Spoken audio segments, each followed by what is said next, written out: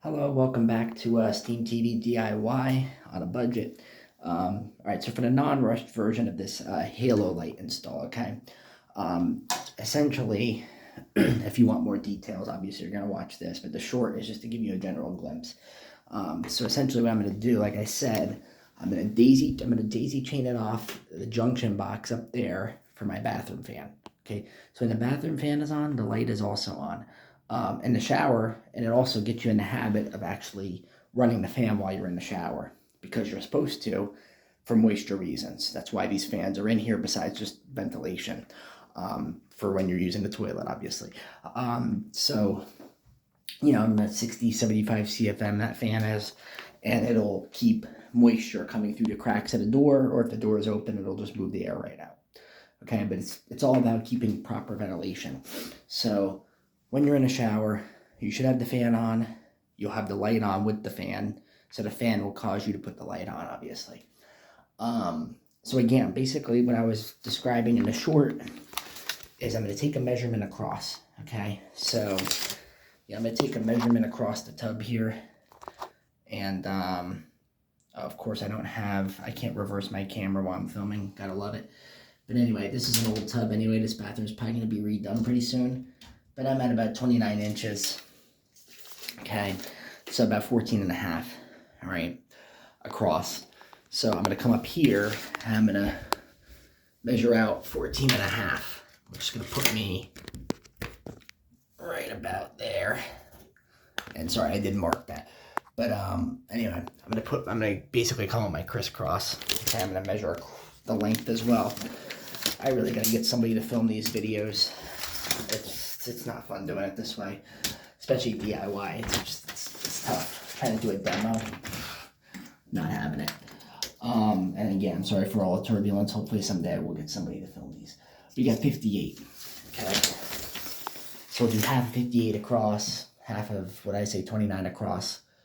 We'll get our mark up in the ceiling. Kind of marked it, and essentially I'm going to bore a hole out the size of the fixture. Okay. I don't want to go too wide, right? The hole could be anywhere less than the diameter of this, so I'm hiding the opening because, these sit recessed up in the ceiling. And then National Electric Code requires that all my splices be secured in a junction box. So essentially, this one's a little tight, but I have another Halo fixture I'm probably going to use for this bathroom that fits perfectly in this box. It actually snaps in. And then I'll punch out a hole. I have my openings here and use a wire secured barb, and that'll keep my wire clamp. That'll keep it from pulling out. Okay. And then all I'm going to do is a short run, really. I'm going to go from where I punch my hole out, right, over here somewheres, right? And then I'm going to run it right over to the fan. So in the attic, it's probably about 3 to 4 foot span, given slack. And it looked like I got some 12-2 left over from a previous project I was just working on. So I'm going to use that. And really, this is budget friendly. I mean, I bought a 4-pack of these for my last project. I have 2 left, okay, because it was cheaper to buy the 4-pack, of course. And I'm going to use one for this, and I'm probably going to use one for my closet. And I'm going to do the same thing, except the one for the closet, I'm probably going to end up, running another switch in. Maybe I'll convert a 2-gang to a 3-gang, or they have switches now. You could have 2 switches in the spots of 1 gang, or 3 in the spot of 1 gang. So anyway, essentially the only other tools needed for this, and I would like to go through the whole thing, but unfortunately I can't film at the same time. But simply, this is pretty simple anyway, this operation. Just a small keyhole saw I like to use, or razor, to cut the paper from the drywall, punch it out, get the hole in the drywall, stick my fixture up, and then I take a trip up into the attic. I can cut the end of this ahead of time, cut this off, make my splice, and then strip my 12-2 using a wire stripper. Okay, run my bare copper to my ground, because some fixtures don't have ground. Okay, this one does have a ground, so they actually do ground out the frame. So run my ground to my air copper, my black to my hot, my white to my neutral, and hop it over to my ceiling fan and the junction box there. You can use wire nuts, or sometimes use those Wago connectors. I'm a fan of the wire nuts. The Wago connectors personally aren't great for high current. I mean, for a light, they're okay. But they also can come loose, so I just prefer to use the wire nuts.